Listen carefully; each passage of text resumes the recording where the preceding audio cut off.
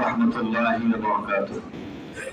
نحمده ونصلي على رسوله الكريم أما بعد فأعوذ بالله من الشيطان الرجيم. بسم الله الرحمن الرحيم. كنتم خير أمة أخرجت للناس تأمرون بالمعروف وتنهون عن المنكر وتؤمنون بالله.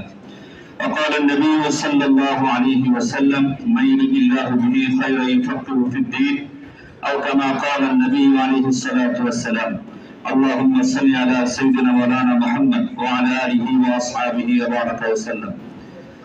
আজকে গাজীপুর জেলার বিভিন্ন থানার সম্মানিত আইমায়ে মাসাজিদগণ, খুতবায়ে ইজম, সম্মানিত উলামায়ে কেরাম, আজকে আমরা এখানে আমাদের নবনির্বাচিত জাতীয় সংসদ সদস্য গাজীপুর এক আসনের জনাব মুজিবুর রহমান সাহেবের পক্ষ থেকে আমন্ত্রিত হয়ে এসেছি। আলহামদুলিল্লাহ, অত্যন্ত মোবারক একটি মাহফিল, উলামায়ে কেরামের মাহফিল। আমি আপনাদের প্রয়োজনীয় একটি কথা তুলে ধরার ইচ্ছা এখানে দাঁড়িয়েছি।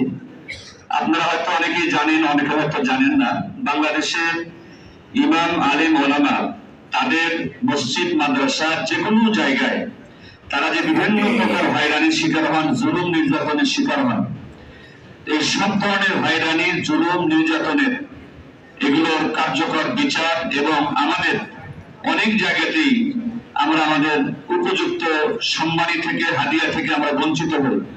যখন চলে আসি অনেককে বেইজ্জতির সঙ্গে বিদায় করে দেওয়া হয়। 2 মাস 3 মাস অনেক হাদিয়া অনেক জায়গায় আটকানো থাকে, সেগুলো আমরা পাই না। তো আমাদের মুফতি শামীম মজুমদার সাহেব, তিনি বাংলাদেশে প্রায় 10 বছর যাবত শানে সাহাবা জাতীয় খতিব ফাউন্ডেশন এটি নিয়ে কাজ করতেছেন। বর্তমানে এই সংগঠনটি সরকারি লাইসেন্স প্রাপ্ত একটি আইনি সংগঠন। তো শানে সাহাবা জাতীয় খতিব ফাউন্ডেশন সারা বাংলাদেশে শুধু নয়, বিদেশেও, কুয়েত, কাতার, আমেরিকা, আপনার সৌদি আরব সহ অনেক দেশে আমাদের খতিব ফাউন্ডেশনের কিন্তু কমিটি আছে। তা আমরা যে কাজটা করে থাকি, যে কোনো উলামায়ে কেরাম যে কোনো কর্মস্থলে, ব্যবসা বাণিজ্যের ক্ষেত্রে হোক, চাকরি বাকরির ক্ষেত্রে হোক, মসজিদ মাদ্রাসার ক্ষেত্রে হোক, সামাজিক ভাবে হোক, যদি কোথাও কোনো প্রকারের যত ক্ষমতাশালী ব্যক্তি হোক, যত অর্থশালী ব্যক্তি হোক, যদি বড় ধরনের কোনো অপরাধ ছাড়া উলামায়ে কেরামকে হয়রানি করে, বেইজ্জতি করে অথবা জুলুম করে, খতিব ফাউন্ডেশন সরাসরি উলামায়ে কেরামের মাধ্যমে এবং প্রয়োজন হলে থানা, ডিসি, ওসি, ইউনো তাদের মাধ্যমে উপযুক্ত বিচারের ব্যবস্থা করে। আলহামদুলিল্লাহ। তো আমরা আশা করি, আমি যেহেতু গাজীপুর জেলা প্রতিনিধি হিসেবে দায়িত্বে আছি, আমি কোনাবাড়িতে জুরুল উত্তরপাড়া পাঠানবাড়ি মসজিদের ইমাম খতিব এবং কোনাবাড়িতে সেখানে হেফাজতে ইসলাম, আইম্মা পরিষদ, ওলামা পরিষদ সব সংগঠনের সঙ্গে কিছু কিছু দায়িত্বে আছি, কাজ করি। তো আমি আপনাদের এই খিদমতটা করার ব্যাপারে খুবই আগ্রহী।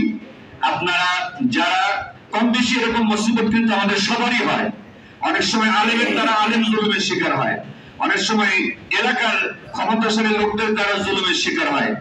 আলহামদুলিল্লাহ, আমরা কাশিমপুর থানায়, কোনাবাড়ি থানায়, গাছা থানায় ইতিমধ্যেই আমি নিজে উপস্থিত থেকে ওসি সাহেবকে সাথে নিয়ে আমরা বেশ কয়েকটা বিচার আমরা সম্পন্ন করেছি আলহামদুলিল্লাহ, এবং প্রত্যেকটা ক্ষেত্রে আমরা সফলতা অর্জন করেছি।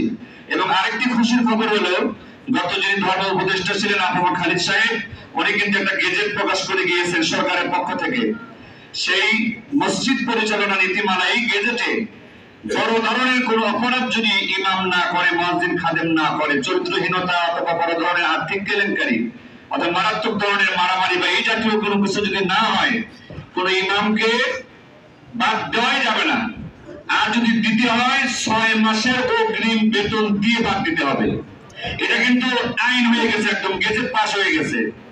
এটা আমাদের সবাই জানতে হবে এবং আমাদের কমিটির কাছেও জানাতে হবে, এবং বুক ফুলিয়ে আপনারা দায়িত্ব পালন করবেন। আপনারা যে কোনো ব্যক্তি যদি আমার সঙ্গে যোগাযোগ করেন, সদস্য ফর্মটা পূরণ করতে হবে। ইনশাআল্লাহ গাজীপুর জেলার যে কোনো প্রান্তে, যে কোনো মসজিদ, মাদ্রাসার কোন আলেম যদি মুসিবতের সম্মুখীন হন, ইনশাআল্লাহ আমরা আপনাদের পাশে দাঁড়িয়ে যেই পর্যন্ত যাওয়া লাগে আমরা যাবো ইনশাআল্লাহ। আল্লাহ পাক আমাদের সকলকে স্থানীয় যে উলামায়ে কেরামের সংগঠন আছে, এই সংগঠনগুলোর পাশাপাশি শানে সাহাবা জাতীয় খতিব ফাউন্ডেশনের সদস্য হয়ে একসাথে কাজ করার তৌফিক দিন। আমিন। ওয়া আখিরু দাওয়ানা আলহামদুলিল্লাহি রাব্বিল আলামিন। আসসালামু আলাইকুম ওয়া রাহমাতুল্লাহ।